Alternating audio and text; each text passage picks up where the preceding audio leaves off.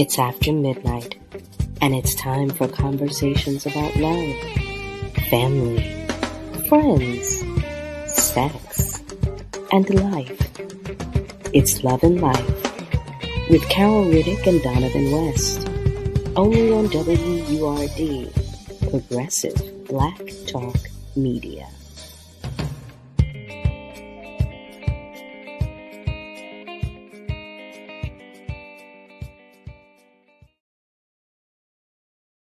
Well, hello there, family, and welcome to yet another episode of Love and Life on WURD, Progressive Black Talk Media, on air and online at wordradio.com. I hope all is coming along well with you. I am Carol Riddick, one half of your dynamic duo, as you know by now. As some of you know, my partner in crime, Donovan West, is on a short hiatus. But he's sending his love as he always does. He always does. He always asks me to make sure that I let you know that he is thinking about each and every one of you and that he misses you. So I've done my job. So I I'm sending you love, hugs, prayers, and wishes for continued blessings along your journey because I know, we're still typically, this would be considered the beginning of the year, although it feels like it's the middle of the year for me, but we're still in the beginning of the year. And some of us still have some resolutions that we're trying to work through and all that good stuff. We won't go into any of that. In any event, I'm sending you extra love, sending you warm wishes for continued blessings along your journey because I love you. And I'm also sending some extra love to the family of Richard Tyler Jr., the family and loved ones of Richard Tyler Jr., as they navigate his loss. And to you too, for anything with which you are grappling right now. So, what better time than the present to acknowledge those of you who express your love to us regularly via our socials and our email? We appreciate you more than I can express. I promise you that. We truly, truly do because we appreciate all of that love. And remember, though, that you too, you can send us an email as well because I know some of you are saying, well, how do I get to email you? You can email us too at loveandlife@wordradio.com. That's love and life at WURDradio.com. If you'd like to simply say hello, because we love that, or you can even share ideas for topics that you'd like us to discuss because we appreciate that too. We appreciate all the love. You know we do. I keep telling you that, but I want you to know.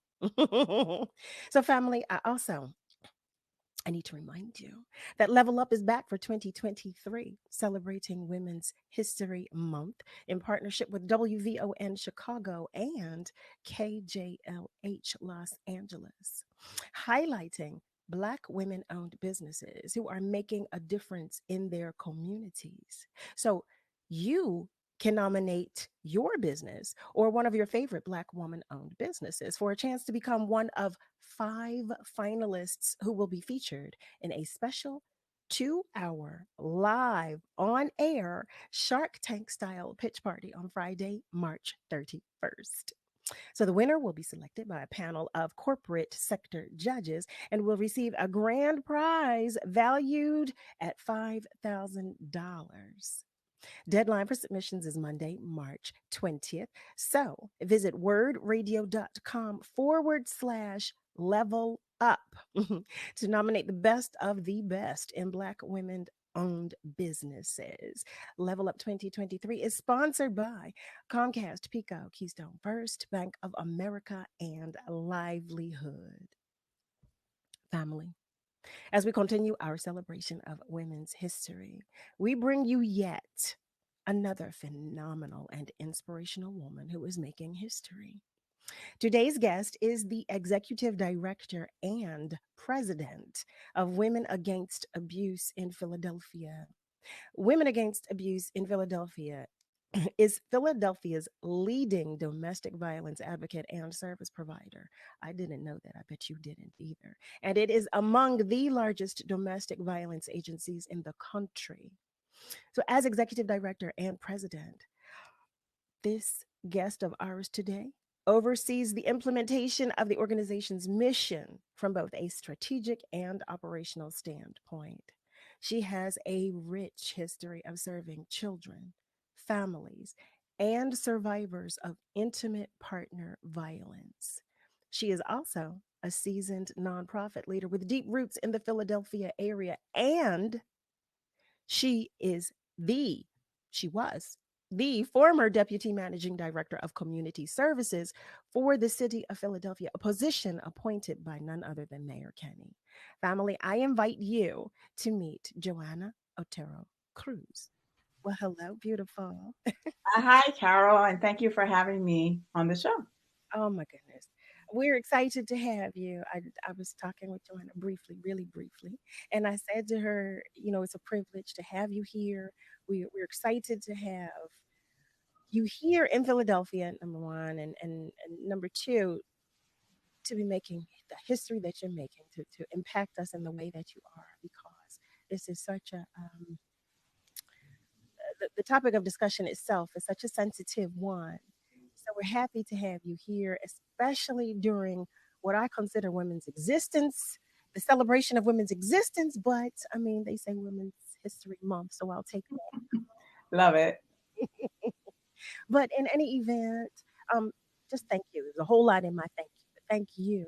Can you tell us just a little bit about you? For people, Yeah, so thank you again. As you mentioned, I was born and raised in Philadelphia in the Goodland section of our city, Fair Hill, Kensington section of the city. My parents are, my mother is an immigrant from Costa Rica, and my father is Puerto Riqueño, from the island of Puerto Rico. And yeah, I've had the privilege to serve our city in the nonprofit sector in many different ways, starting with my roots at Congreso, so always working with youth and families and community engagement. I think that it takes, I'm a believer of that proverb, it takes a village. So I don't think we thrive in isolation. I think that it takes us all working together to really move things forward. And so that's where I feel where I can make the biggest impact is working and collaborating with others. So that's who I am. I'm a mother of two. I've been married for a very long time, 21 years, oh and the caregiver of my dear father who battles Parkinson's dementia. So again, many of the social ills that many of our families face on a daily basis is what keeps me, ear to the ground, and it just keeps it real for me because you just never know what your neighbor is facing or encountering. So again, I think that familismo, or that sense of belonging, that cultural value of belonging that's shared by so many wonderful cultures, wow. is what makes our city the great city that it is and the melting pot that it is. I have to say, you just named so much. You're a caregiver at heart. You have a caregiver. You're a spirit of service, as so many of us do. You're taking care of our families as as you're taking care of your own. I mean, being a wife and mother alone, that's a whole lot. Those are several jobs in one. And as you said, you're taking care of your father, your family member.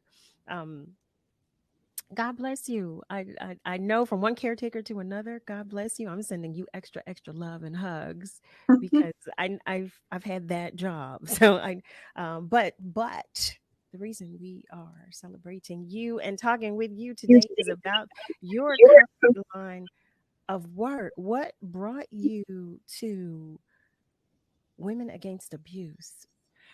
Yes, Women Against Abuse, as you mentioned, is the leading provider of domestic violence services for our whole entire city.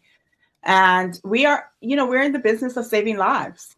Mhm. We truly are saving lives each and every day. And we serve over 10,000 people a year through our emergency shelter. We also have the transitional housing, the legal interventions, hotline counseling, because sometimes you just need, you have questions, you don't know where to start. And that's our critical point, our primary point of contact. And in prevention, we believe that our prevention work is extremely important, right? How do we eradicate domestic violence? Well, let's prevent it from happening to begin with. So that education that we do in our communities, working with our youth and educating them about unhealthy relationships and violent relationships, and the advocacy that needs to happen, right? We're living in a world right now where our own rights as women, as we celebrate, Women's History Month, are under attack. And so that has tremendous impact on survivors of domestic violence. And so I think for all of those reasons, it's what's brought me to Women Against Abuse, is the need to continue to fight for the injustices and access to services when needed. And, unfortunately, domestic violence doesn't discriminate. So it doesn't matter, your economic status, your race, your religion, your beliefs, any of that. It impacts everyone. I oftentimes say everybody knows someone that either has experienced it or has been impacted by domestic violence. And the reality is we can't talk about gun violence if we're not talking about the violence that's happening in our homes. We know how devastating gun violence has been in our city.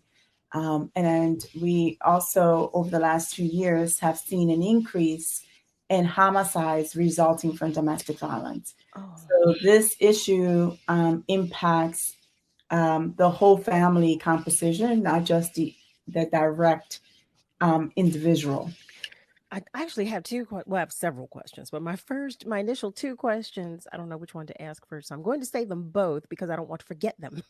But I will make sure that I ask them both to you. I would like to know, you were talking about educating our young adults. So I'm curious to know, at what age do you begin educating our young adults about abuse, domestic violence?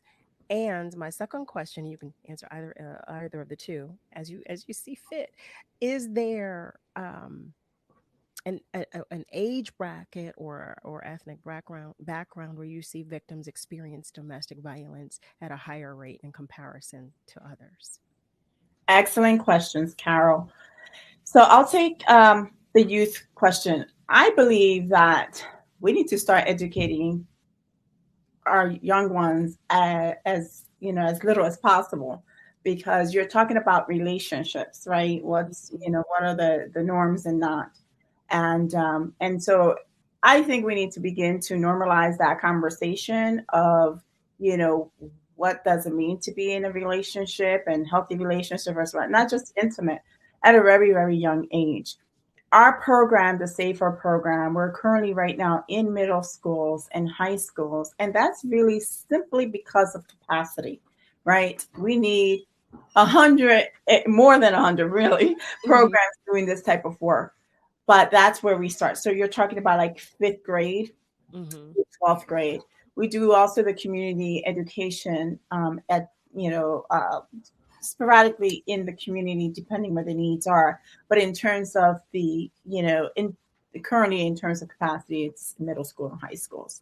I think we all can do our part, whether you're parenting or you're an auntie or an uncle. We all encounter our youth in different ways. And we know that our youth need mentors. We also know that we just simply because we're in their presence have an obligation and a responsibility, right, to model healthy behavior. And in that, sometimes it presents opportunities to have conversations. And so I always say, don't shy away from that. You should have a conversation about that. Embrace that, because if they're bringing it up, wow, what an honor that is, because that means they trust you enough. They felt safe enough to have that conversation. So that I'm out of my soapbox here, but I'm always looking for an opportunity with, oh, you're talking about your girlfriend? Tell me about, Right? No, you're right. You're right. Especially because they don't always volunteer information. They're not always eager to talk about what's going on in their lives. So if they're bringing it up, that's the perfect opportunity. Absolutely. And with teen dating, the reality is that sometimes, we have to break those myths, because there's these misconceptions that We walk around with these things now. Mm. There are so many little things on this that are great, great resources, right? We utilize it, but it's also a way to abuse it, such as find the locators, right? And I always tell young people, is it really true that he's popping up everywhere you go? And so that's an opportunity just to embrace and have a conversation. You never know where your seed is going to kind of begin to blossom and really initiate further conversation and questions, right? And questions is a good thing. So I would say that about youth and programming. Specifically, we follow the SAFER program that is really geared to talk about all different levels of relationships, and human trafficking, sexual abuse. There's different, elements in there around that, and defining what are your negotiables and non-negotiables in a relationship, right? And so it's interactive. So we invite individuals to engage in activities that are conversational, but also thoughtful in terms of giving them space to think about it and write down and engage in different ways. And the second question that you asked, I have to remember now what that was. Well, actually, you know what I do? I'm so happy to say that I do, that I remember. I don't know how, praise God for that. But I was asking you specifically as it pertains to an age bracket or an ethnic background where victims experience domestic violence at a higher rate is in comparison to others. Yes. Thank you for that reminder. You're welcome. I got so engaged in the youth conversation that excites me.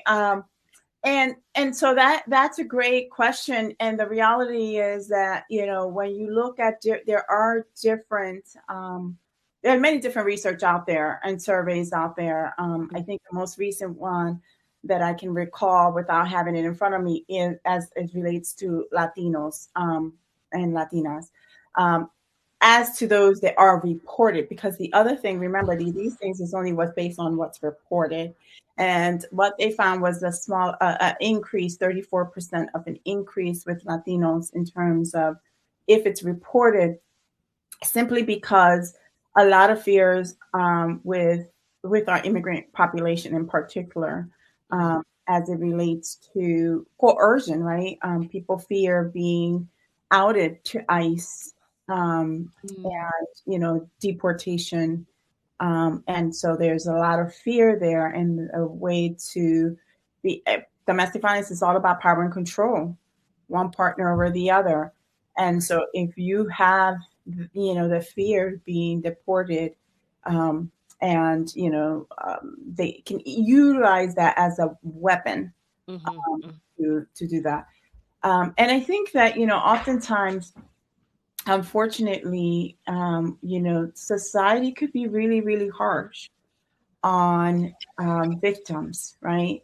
Simply because, think about if you're having conversations, how many times have you heard, why does she stay? I don't understand. Why does she stay?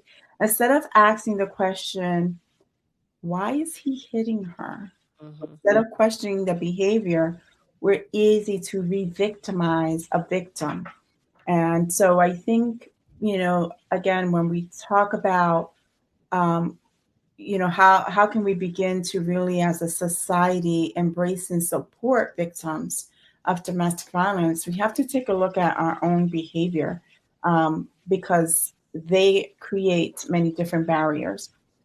And the reality is, think about the high-profile cases. We've seen some recent high-profile cases really quick where we re-victimize, the victim. Like, we want specific proof for, as a whole. And we know that families, they're complex and they could be very dynamic. We're human beings. We're complex individuals. That's right. That's right. Yeah. There's a book that was written by someone named Rachel Lewis Snyder, and I like to actually read a quote, if I may, because I think she says it really well. Go ahead. I'm sorry. I'm so sorry. I'm so sorry. If I could interject just one moment, because we are going to take a short commercial break, and I don't want any of our family members to miss this information. Family, if you have just joined us, you are tuned in to Love and Life on WURD, Progressive Black Talk Media, on air and online at wordradio.com. That's WURDradio.com. We're talking with none other than Joanna Otero-Cruz, who is the executive director and president of Women Against Abuse. And she is sharing all kinds of pearls and pertinent information with us. But you know, we must take a commercial break. But you also know we're going to come right back. So stay with us to get some more of this good info that we all need to hear, okay? Because we'll be right back. I remember this one moment. I ran to kind of the water edge, and my mom said something along the lines of like, now it's your turn. Take that first step. When I became a mom myself, I feel like my whole world changed. There's some light within her that makes me continue to do the climate science work that I do. You don't have to be a climate scientist to want to protect the earth. As moms, we care about our children and the environment they grow up in. And for Mia, I want you to know that I worked really hard to be a part of the change and to make it a better place for you.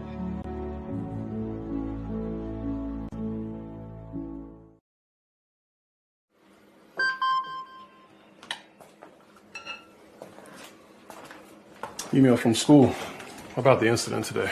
Scary. Tell me about it. Did you have any idea that was going on? None. I mean, you saw Derek at the game last night, too. Did you have a clue? No, but you know, teachers like me, parents, we don't always know as much as you guys do. Kids hear first about what's going on with other kids. Half the time, it's rumors. It can be hard to tell sometimes, but if you're ever concerned about a friend who's having trouble with alcohol, prescription drugs, bullying, violence, anything, you need to tell an adult. Mom or me, a teacher, coach, school counselor, someone you know and trust.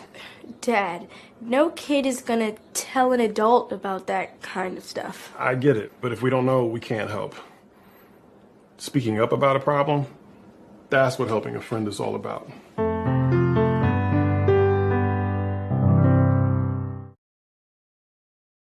You know, a lot of people say when you're going somewhere, you don't want to look back.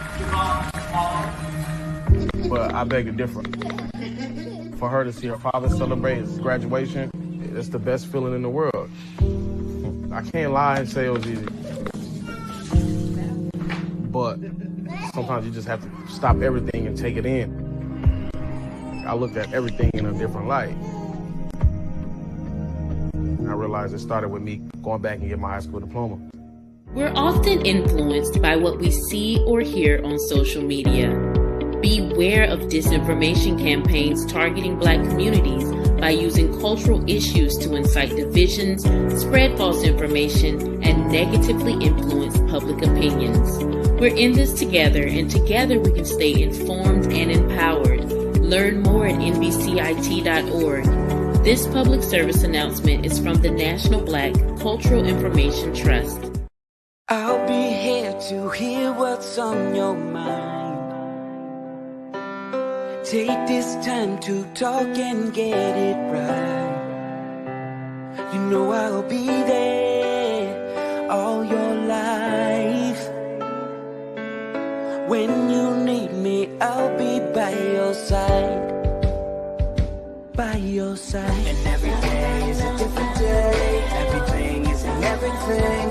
Even when you think things can never ever be the same. Don't be scared of the world, I'll be here to stay. By your side. Even when your heart ain't listening, or your mind takes you a different way, towards a different path. All you gotta do is sit and ask.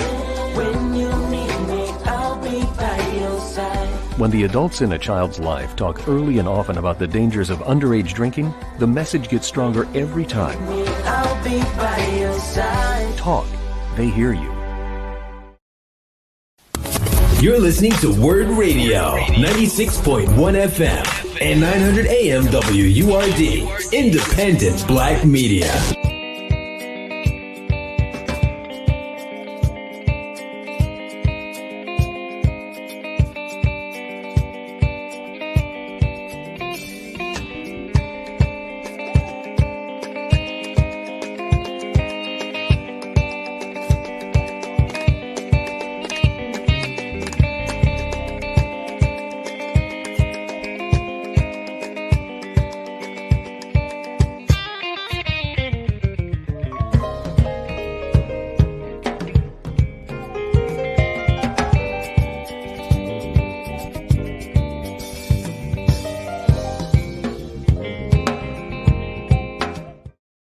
Welcome back, family. You're tuned in to Love and Life on WURD, Progressive Black Talk Media, on air and online at wordradio.com. That's WURDradio.com. We are joined today by none other than Joanna Otero-Cruz, who is the Executive Director and President of Women Against Abuse.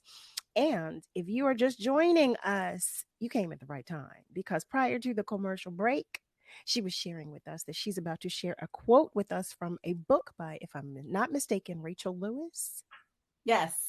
So we are ready. Thank you, Rachel Lewis Snyder. And she wrote a book called No Visible Bruises.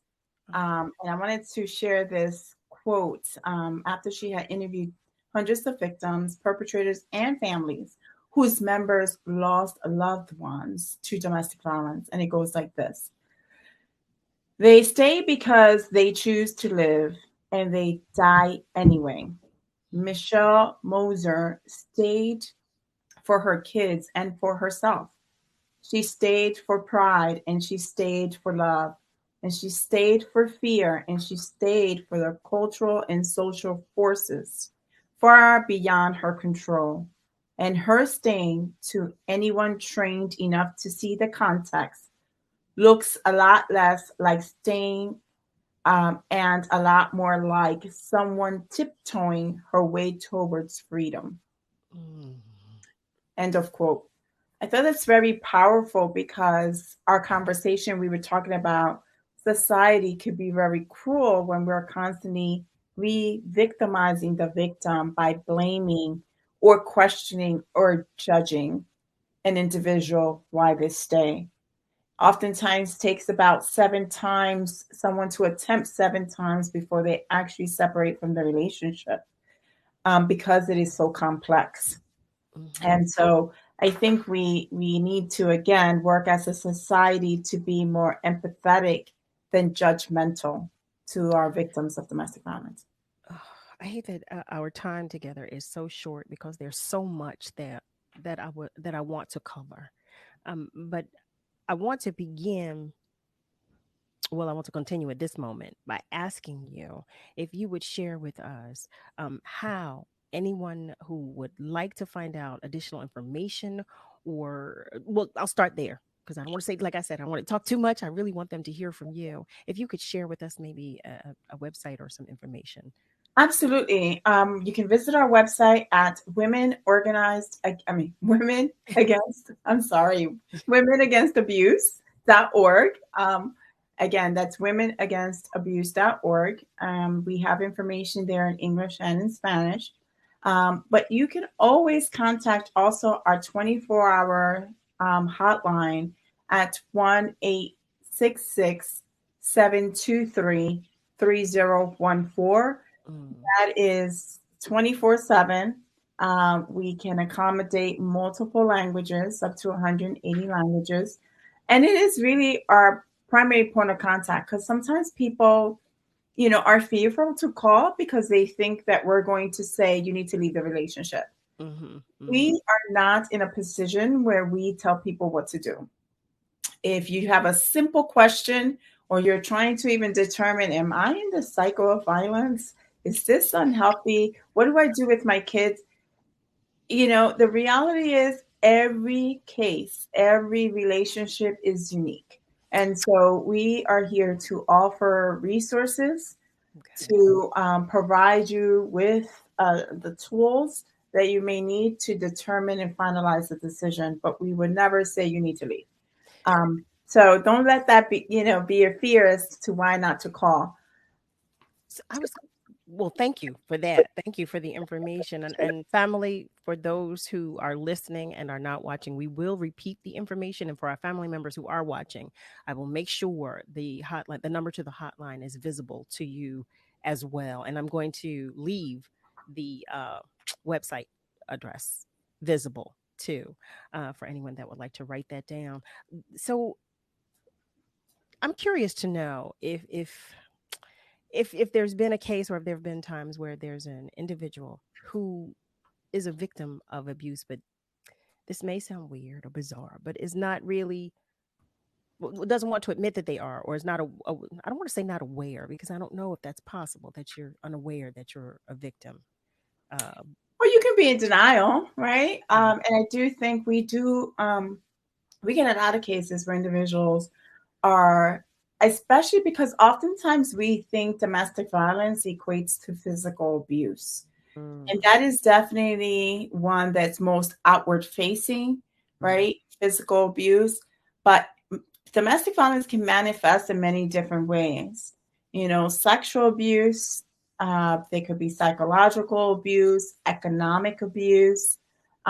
It's not always just physical, and oftentimes they co-occur with physical abuse.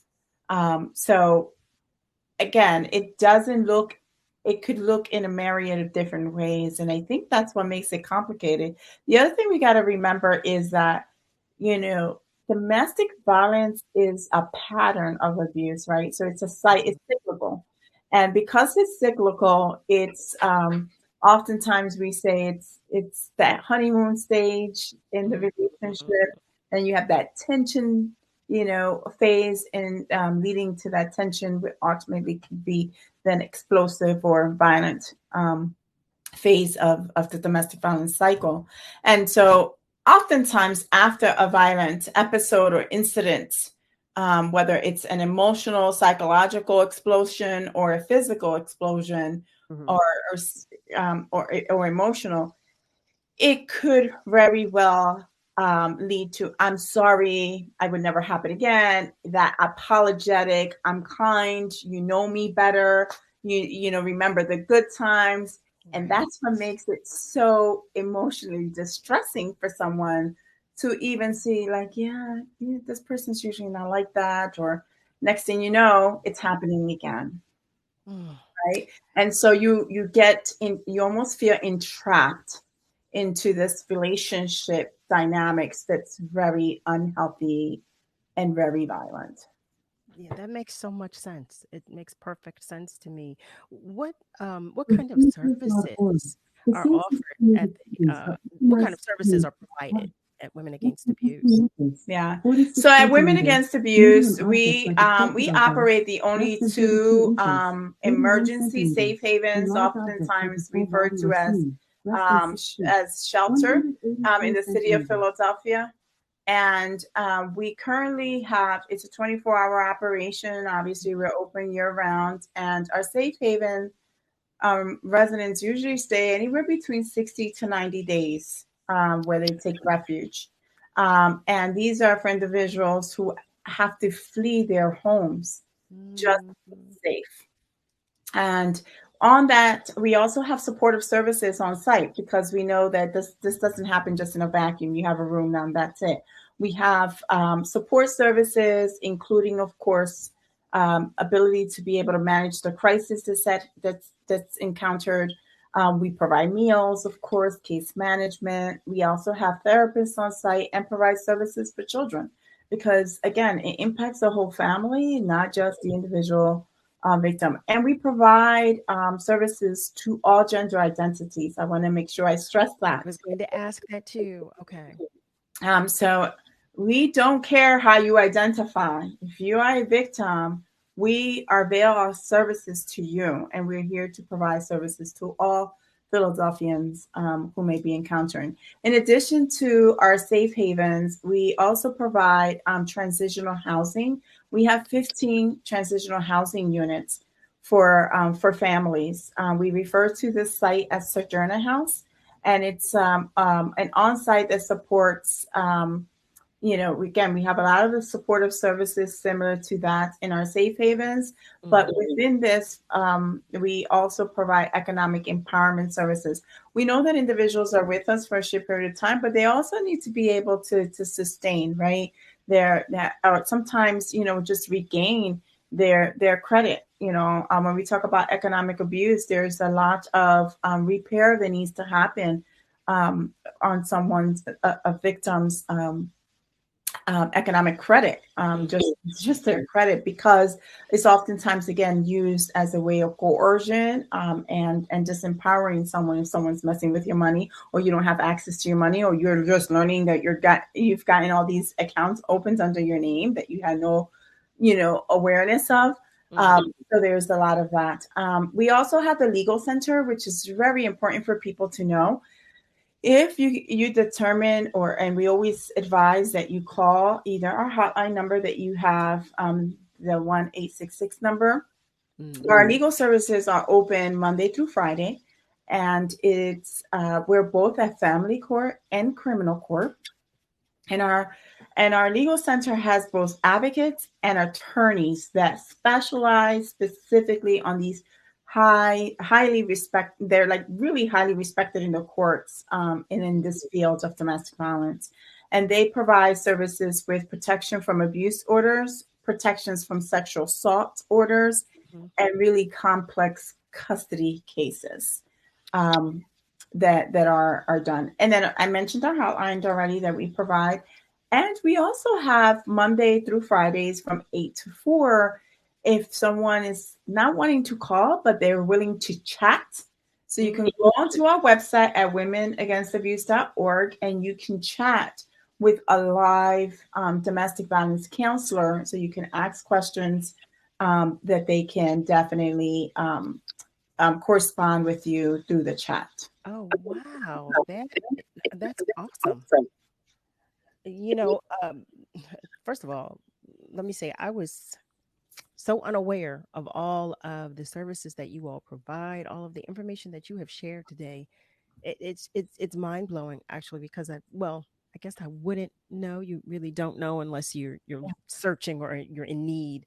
So I do have that understanding. But family, for anyone who requires or desires or is interested in additional information, anyone who would like to or needs to take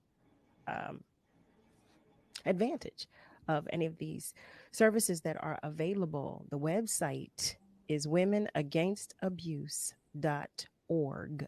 O-R-G.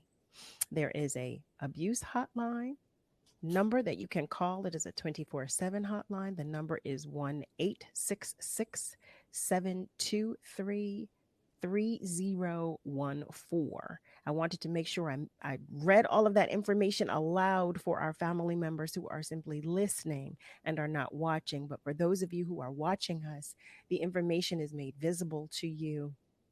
Both the website, which is womenagainstabuse.org, O-R-G, and the 24/7 abuse hotline, which is 1-866-723-3014. It really does amaze me. One thing that you said, you were talking about how we as a society tend to victimize the victim, which we do. And in so many instances that happens, and it's so sad. It's so sad. I'm curious to know, actually, we're going to take a commercial break, but when we come back, family, how about I hold the question? I want to say to you though, family, if you have just joined us, well, guess what? You are tuned in to Love and Life on WURD Progressive Black Talk Media, on air and online at wordradio.com. That's WURD radio.com. You know, it is I, none other than Carol Riddick, one half of your dynamic duo. And I am joined today by Joanna Otero-Cruz, who is the Executive Director and President of Women Against Abuse. Joanna has been sharing so much with us that I can't repeat it to you all in this short amount of time. So there is information on the screen and information that we will repeat when we come back from our commercial break. So stay with us, okay? Because we've got so much to talk about. I'll never forget the day I nearly died. I was a young journalist with a great career, starting a family. The only way we found out I had any kind of heart issue was when I went into sudden death. My coworkers sprung into action. They've recently been trained in life-saving CPR protocols developed by the American Heart Association. They're the ones that kept me alive until the medics came. They did many tests on me in the hospital after my cardiac arrest and created a treatment plan, all with research from the American Heart Association. I think unless you are a heart disease patient, you may not know how much work the American Heart Association does behind the scenes to save your life. Since my cardiac arrest, I've had 2 more children. I've watched all 3 of my children grow into adulthood. I'm going to cry now. I graduate from college. My daughter got married. I have grandchildren. And I'm still here. Learn more about the American Heart Association's work at helpheart.org. Imagine you on a deserted island all by yourself, or even being in a crowd of people yet still feeling alone. That's what being a victim of sexual assault can feel like. Victims of sexual assault are at an increased risk for developing depression, PTSD, substance abuse, eating disorders, and anxiety. Sexual assault can happen to anyone and is any unwanted sexual contact such as unwanted touching, fondling, groping, or even rape. No always means no, so speak up and speak out. It's on us to stop sexual assault. Everyone loves a champion. Someone whose performance puts them head and shoulders above the rest. But not all champions wear a medal or hoist a trophy. At the U.S. Center for Safe Sport, we see champions everywhere we look. In every sport, on every court, we're building a foundation to ensure all athletes are safe, supported, and strengthened. We believe abuse can be prevented by taking a hard look at how we coach, how we train, and how we interact after the last whistle. We have provided over 2 million safe sport training. At the U.S. Center for Safe Sport, ending abuse is not just our job. It's our promise.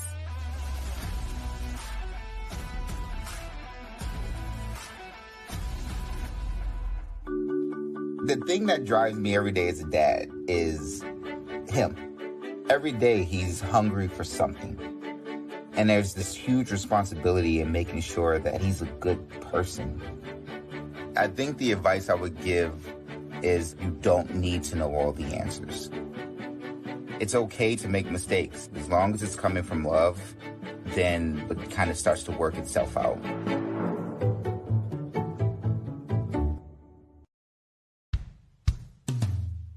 Hey world, I have a quick message. It's about safe driving. All right, let's go.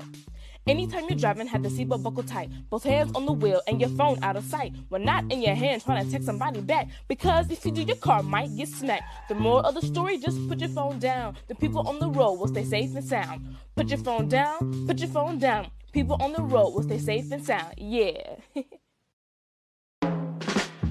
Hi, I'm Tanya Hopkins, aka The Food Griot, the host of Savory and Sweet, a new show about food, history, and culture. Savory and Sweet is a flavorful exploration of food, marinated in the Black experience, seared with history and braised culture. Each week, I'll fold in conversations that center food and drink at the intersection of business, health and well-being, entertainment, education, and innovation, while separating the facts from fiction on the sometimes surprising origins of what we eat and drink. So join me, the Food Griot, and special guests for Savory and Sweet, Food, History, and Culture every Sunday from 11 a.m. to 1 p.m. exclusively on WURD, Progressive Black Talk Media. You're listening to WURD Radio, 96.1 FM. and 900 AM WURD, independent Black media.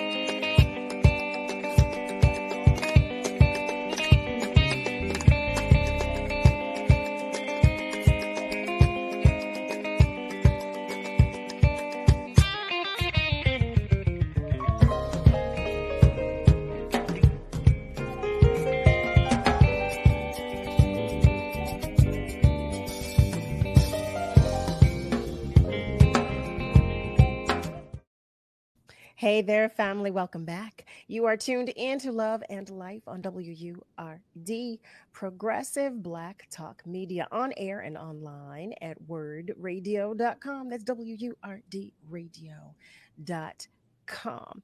So before the break, we were talking about so many things, as I did explain. We are joined by none other than Joanna Otero-Cruz, who is the executive director and president of Women Against Abuse. There's just so much information that she has shared with us thus far, and I hate that our time is so short. But I do have one other question for you. What would you say, if any, are some common misconceptions about domestic violence? And thank you so much, Carol, for really elevating the need to talk about domestic violence. One common misconception that people have about relationship abuse is that it's an anger management issue. And it's not. It's about one partner seeking power over the other, wanting to control what they do, who they see, how much they spend, what they spend their time on, and even, sometimes the more superficial of like what they wear. It's this abusive power dynamic that is the root of domestic violence. Another misconception stems from many barriers to leaving, as we talked about earlier. The public can be quick to blame the victim for not leaving, rather than placing the blame where it belongs, in the hands of that perpetrator. This leads to the dangerous culture of victim blaming that causes many people to hide the abuse, being embarrassed about it, and do their best to survive on their own. And I'll say one more misconception that some victims may have is that they are trapped, because where are they going to turn? While a relationship filled with physical abuse, emotional and financial abuse it feels like someone's entrapped. It is a fact. And this is what I tell people often. It's like, you're not alone. It is a fact that you can live and thrive after this abuse. So I always tell folks, you're not alone. You don't have to go through this journey alone. There is support out there. There are places like Women Against Abuse. Don't shy away for reaching out. One thing that you did say earlier, I want to bring attention to again. You said that domestic violence does not always involve physical abuse.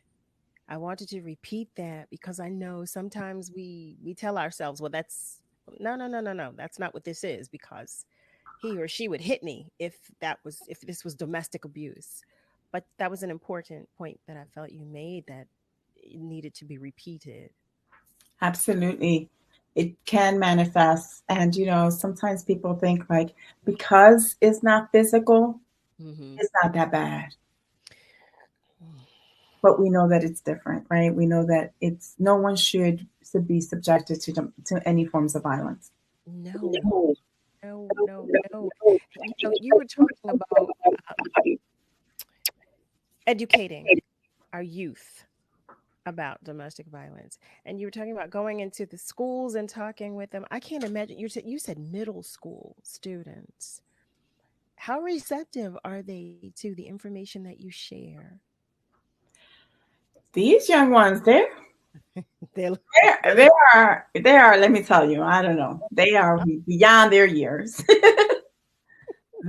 They think they know more about relationships. Oh my goodness. Yes, they do. But Yes, they they're, do. the reality is that they are oftentimes, victimized themselves, in their, they are seeing things, they're involved, they're part of that family dynamic, right? And so they know more than we give them credit for. Yeah, that was why I asked, because the kids of today seem to be far more mature in some ways, and because they have access to so much more because of, like you were saying, their devices. But understanding that and navigating that's totally different. That's a totally different thing. So I was just curious to know, because often they feel like, well, I already know, how Yeah. where they are to the information that you share. But it makes me feel good knowing that you all are having the conversations with them at such a young age, especially at that age, because that's right. That's when they need it. That's definitely when they need it. And kids are dating younger and younger, Carol. You think about fifth grade, what's that, like 10 years old, 11 years old? Yes. And they are in relationships. And so it is very important to acknowledge that it's important for them to begin to establish, what is healthy and what is not, what are, again, what's your negotiables and non-negotiables, and know the difference. So while it may, shock some folks to think like, what's a 10? Yeah, I'm the one in denial about that. Okay. I'm in denial. It's happening. Like when you said they don't even sound like they go together in the same sentence. A fifth grader in a relationship. You're in a what? In a what? Like, that makes no sense to me. But I understand. I do understand. Family, I understand the world in which we live right now is a totally different world than that with which I had become familiar, and clearly don't want to let go. but here we are. Here we are. We're in a different day and age. And I'm so glad, like I said, that these conversations, these important conversations are taking place. And I'm so happy that you came to visit with us to share just the tidbits of information. I'm going to continue to repeat this information. Because I think it's necessary, and also because we are about to close the show, and I want you all, family, to be well versed and have the information that you need. For those who are listening and are not watching, the website is womenagainstabuse.org. That's ORG. And the 24/7 abuse hotline number is 1-866-723 3014. Again,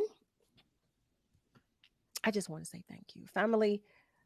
As we wrap up tonight's episode, we extend our gratitude to our guest, Joanna Otero-Cruz. Thank you so much. Thank you for having me. Oh my goodness, family, we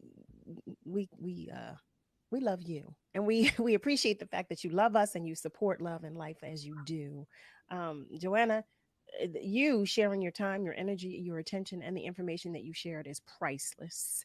Family members, for you who would like additional information, you can go to the website Women Against Abuse, and there is the hotline number that I will say one more time: 1-866-723-3014. I would like to personally extend my gratitude to the entire WURD family. Family members, I say this every single show. We are all in this together. So be good to you, but be good to those around you. Everybody, you have a great night. You have a great morning and a great rest of your day. And be sure to join us right here at midnight, Sunday through Thursday, for another edition of Love and Life on WURD, Progressive Black Talk Media. Have a good night, everybody.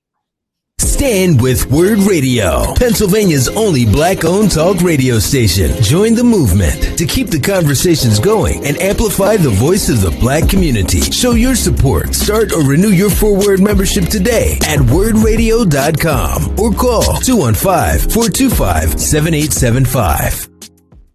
You know, a lot of people say when you're going somewhere, you don't want to look back. But I beg to differ.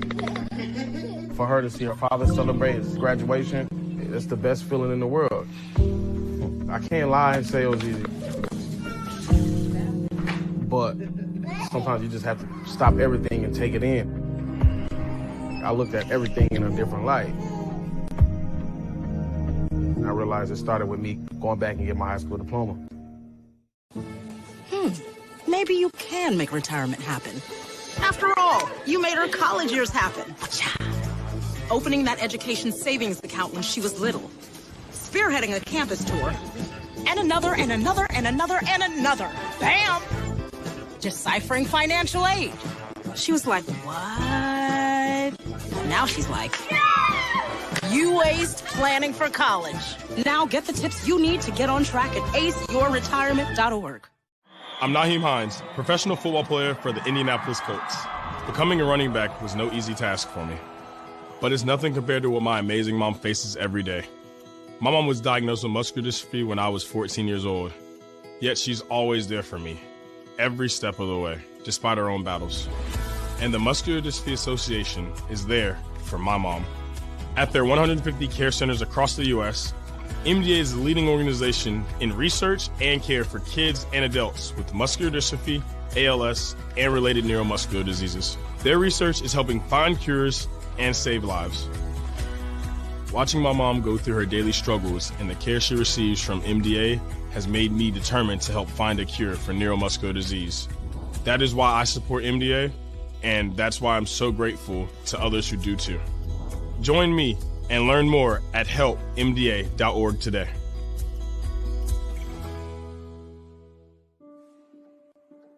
I remember this one moment. I ran to kind of the water edge, and my mom said something along the lines of like, now it's your turn. Take that first step. When I became a mom myself, I feel like my whole world changed. There's some light within her that makes me continue to do the climate science work that I do. You don't have to be a climate scientist to want to protect the earth. As moms, we care about our children and the environment they grow up in. And for Mia, I want you to know that I worked really hard to be a part of the change and to make it a better place for you.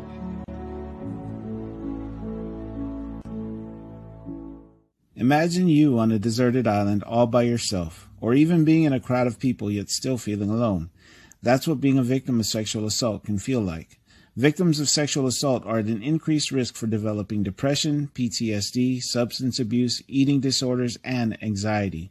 Sexual assault can happen to anyone and is any unwanted sexual contact such as unwanted touching, fondling, groping, or even rape. No always means no, so speak up and speak out. It's on us to stop sexual assault. You're listening to WURD Radio, 96.1 FM and 900 AM WURD, independent black media. Lifting every voice till earth and heaven ring. This is WURD Radio, 96.1 FM and 900 AM WURD, Philadelphia.